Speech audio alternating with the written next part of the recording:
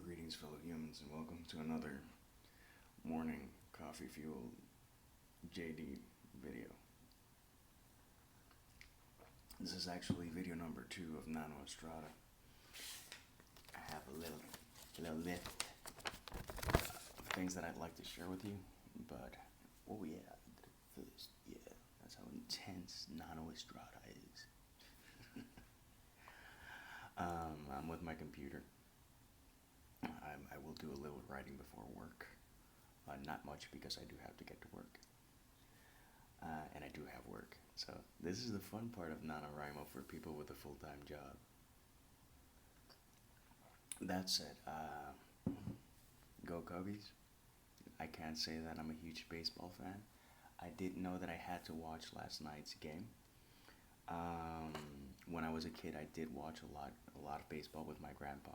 He enjoyed boxing and baseball and basketball. He was a passionate dude, and I remember liking three teams: the Oakland Athletics because of Jose Canseco and Ricky Henderson. I think I'm if I'm whoop, you're slipping. No, no, don't slip. I'm not gonna edit this because that's part of the nano ethic. I'm gonna go into that a second. Let's put something to see if it doesn't slide. Because of Jose Canseco and Ricky Henderson, I'm pretty sure that was that player's name. I was a fan of the Mets. I was an impressionable child. I was like 7 or 8, 6 to 8 when I watched baseball with Grandpa.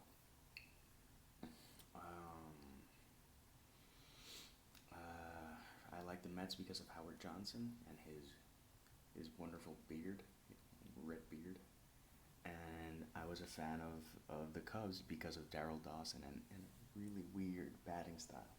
I thought it was completely excessive, his batting stance, but I was like, yeah, that doesn't work, and boom, he would get a hit, and it was cool. So last night, I know I'm digressing, but that's part of the fun. Last night I was able to go back a bit and really enjoy a baseball game. I don't remember when's the last time I. Well, yeah, I do remember. I did see the Yankees Red Sox series a couple years back, and that was really exhilarating. And it shows that it's a sport that it has its merits and it'll get its own video. Not in November though, maybe. I don't know. Still, let's talk about writing. We're 3 minutes into it and we haven't talked about writing. 5 tips for writers. Different tips. I'm not gonna say writing tips. I'm saying tips to writers, not writing tips for people who want to write. Tips to writers. First off, very important. Look for internal validation. The more you look for external validation, someone liking what you write, the harder it can be, or you can have some really tough days. You need yourself to be the driver. And it's not an easy thing. Let's put it this way: you have to accept praise, but not look for it. Because the moment you start looking for praise, and that's your payoff, and you are setting yourself up for some heartbreak. Do it for yourself because you love writing. My main motivator for writing is writing itself. So that. This one, tip number 2. This one actually goes to NaNoWriMo people and non-NaNoWriMo people. Don't quit. Be stubborn. Quitting is easy as hell. And let's put it this way: the road to success has a million exits, and you have to stay on the freeway. So don't quit. Quitting is so easy. And be stubborn with the things that matter, not the things that don't matter. Take on board critiques and recommendations, tips, advice. But don't don't quit. If you want to do something, do it. don't stop. Even if it's one step a day, one step a day is progress. Which leads me into tip number 3, create your own motivation. Some people need other people to motivate them or to inspire them. And that's cool. It's cool to be inspired by other people, but the way that you can inspire and motivate yourself on a daily basis is will it won't make it easier. It'll just give you more fuel to keep going. So by all means, create your own motivation. It seems easy. It really isn't. Tip number 4: write every day. I'm not saying write on your novel every day or work on your story every day. I'm saying write every day. You can write a message, an email, a hello. You can write in your journal. Puerto Rican coffee and Puerto Rican sugar. Yes, it does taste different.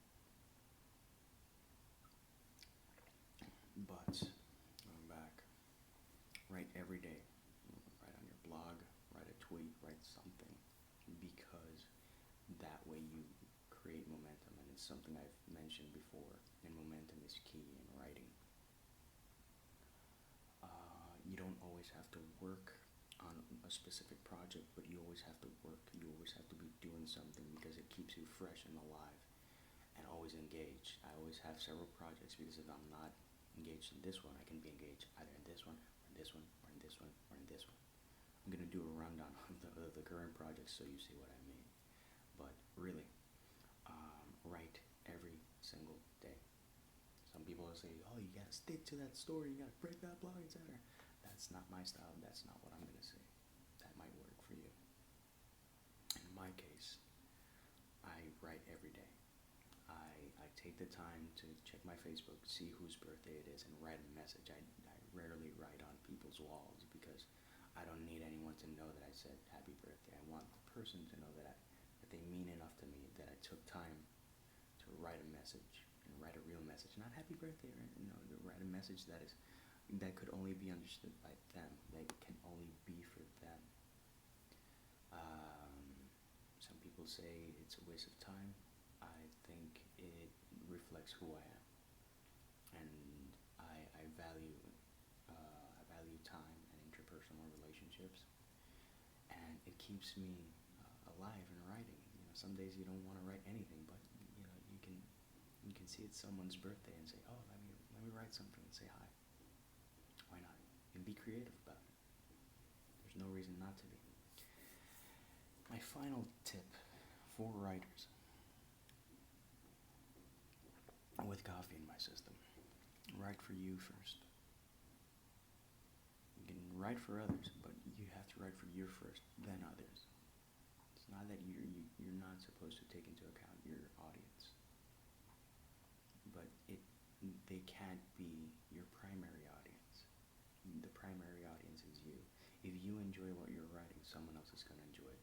I can attest by experience. I've done it 8 times with books. I've done it several times on social media with different things. I've done it on the blog.